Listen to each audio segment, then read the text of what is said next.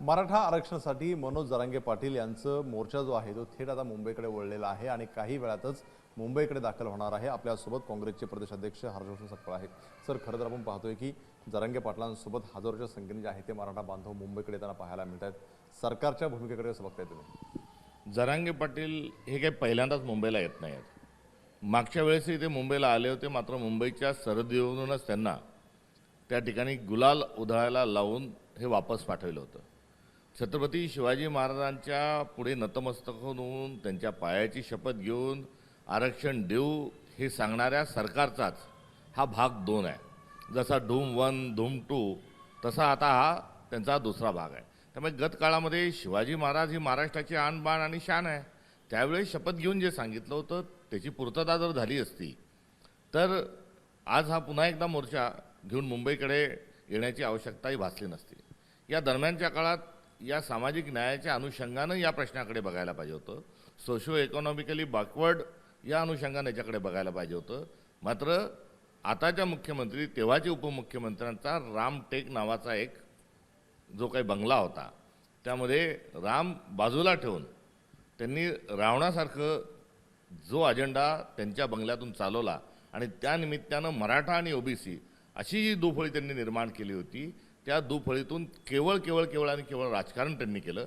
जे प्रश्न सामाजिक असतात, सामाजिक न्यायाचे असतात, आर्थिक मागासलेपणाचे असतात, त्यासाठी स्वतःची पोळी शेकून घेण्याचं एक पातक हे देवेंद्र फडणवीसांच्या माध्यमातून हे झालेलं आहे।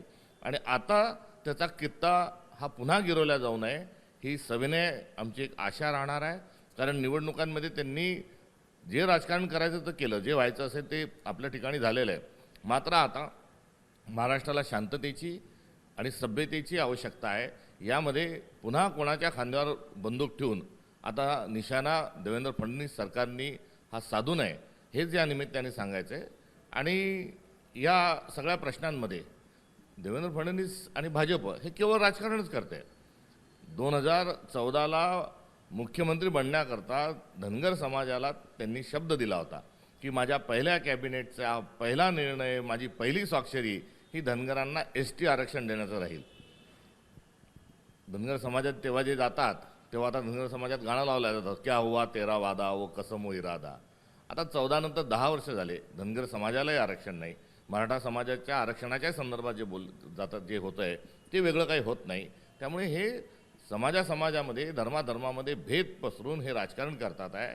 मात्र मूळ ज्या मुद्द्यांकडे आहे हा लक्ष दिलं पाहिजे आणि तुर्तास ज्यांनी जसं ठरवलं आहे त्या अनुषंगानं मराठा समाजाचं आरक्षण हे सरकारने द्यावं। ज्या प्रकारे मनोज जरांगे यांनी गंभीर आरोप केला होता की एकनाथ शिंदे जे आहे ते आरक्षण द्यायला तयार होते, मात्र कुठेतरी आडकाठी जी आहे ती देवेंद्र फडणवीसांनी यामध्ये केली।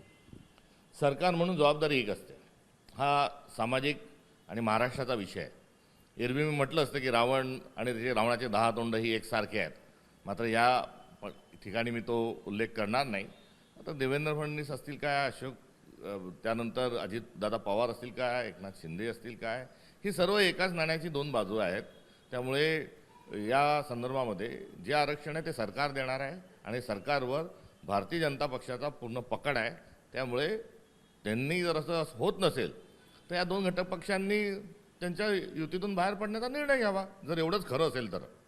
जरांगे पाटलांचा निशाणा हा सरकारमधल्या इतर मंत्री कोणावर पाहायला मिळते, मात्र देवेंद्र फडणवीस मुख्यमंत्र्यांवरती मोठा पाहायला मिळतोय। मुख्यमंत्र्यांनी वारंवार टीका होताना पाहायला मिळते। सरकार मुख्यमंत्री हा मंत्रिमंडळाच्या रचनेतला प्रमुख असतो, राज्याचा प्रमुख असतो, सभागृहाचे ते नेते असतात आणि त्यांच्या संदर्भातलं त्यांचं एकंदरीत जे वागणं आहे, तोडाफोडा आणि राज्य करा हे इंग्रजांचं धोरण ते अवलंबत असल्यामुळे आज सर्व स्तरावर देवेंद्र फडणवीस यांच्यावर टीका होत आहे। मग तो SC समाज असेल, ST समाज असेल, OBC समाज असेल, मराठा समाज असेल, अल्पसंख्याक असतील, या सर्वांचा जो आहे हे सगळ्यांच्या टीकेचे धनी अलीकडच्या काळात देवेंद्र फडणवीस झालेले आहेत। त्यांनी याचा कुठेतरी गांभीर्याने विचार केला पाहिजे। जरांगे पाटील सकाळी म्हणताना असं म्हटलेले आहेत की मराठा समाजामुळे महायुतीचं हे सरकार आलेलं आहे, त्यामुळे विसरता कामा नये। सरकार आलेलं आहे आणि हे सरकार आता सत्तेवर बसल्यानंतर सगळ्या महाराष्ट्राचं ते सरकार आहे। त्यामुळे या एका अत्यंत ज्वलनशील अशा प्रश्नाच्या अनुषंगानं त्यांनी ताबडतोबीनं समाधान हे शोधलं पाहिजे। ज्यावेळी सगळे मराठा समाजातली लोक या मुंबईत दाखल होतील त्यावेळी वाटत नाही का मुंबईचे अडथळे निर्माण होतील, सकल चक्काजाम होईल, सरकारने काहीतरी भूमिका घेण्यावरती अपेक्षित आहे? सरकारने भूमिका घेतलीच पाहिजे. हा मोर्चा निघू देण्याचीच आवश्यकता ही पडता कामी नव्हती. मात्र हे अपराधता कुठे राजकीय स्वरूपाची त्यांना जाणवली असेल किंवा जो काही द्वेष मत्सर पोसवला जो पेरला गेला महाराष्ट्रात, त्याचा एकदा निर्णय होऊन सगळेजण गुण्यागोविंदांनी महाराष्ट्रात कसे राहतील या अनुषंगाने त्यांचा हा प्रयत्न असेल. मला वाटतंय काही सरकारकडे आता पर्याय आहे का? तो पर्याय त्यांनी अवलंबल्यानंतर सगळं काही व्यवस्थित होईल? हे सरकार म्हटल्यावर पर्याय आहेत आणि हे काय हे ट्रिपल इंजिन सरकार आहे का चौपल इंजिन सरकार आहे ते आता त्यांनी ठरवावं. आता नरेंद्र मोदींसारखा एक करिश्मॅटिक माणूस आहे, लोकसभा त्यांच्या जवळ आहे, 50% आरक्षणाची मर्यादा सहज वाढवता येणं शक्य आहे.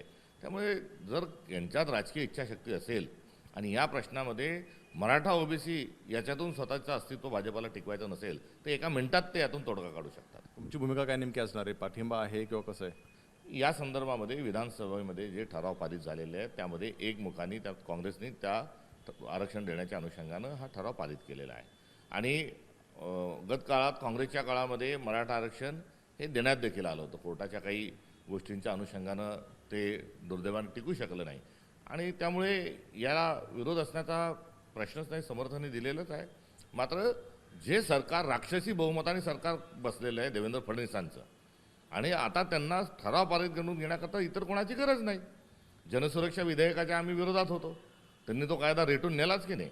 तर त्यांच्यामुळे काँग्रेसची भूमिका काय आहे तर काँग्रेस फार मोठं बहुमत जे आहे हे भारतीय जनता पक्ष आणि त्यांच्या 2 घटक पक्षांना दिलेलं आहे. त्यांनी या संदर्भात निर्णय घ्यावा. पाहता आपण मोठं जे आहे ते सरकारकडं मॅन्डेट आहे आणि सरकारने यावरती निर्णय घ्यावा. आम्ही याआधीसुद्धा पाठिंबा दिलेला आहे, त्यामुळे आमचा विरोध याला नाही. मात्र सरकारने पाऊल उचलले पाहिजे आणि हा मोर्चा जो आहे तो निघू दिला नाही पाहिजे, आधीच उपाययोजना केल्या पाहिजे असं हर्षवर्धन सकपाळ म्हणताना पाहायला मिळत आहेत. कॅमेरामन श्रीनिवास सराजसोने, एबीपी माझा, मुंबई. एबीपी माझा, उघडा डोळे बघा नीट.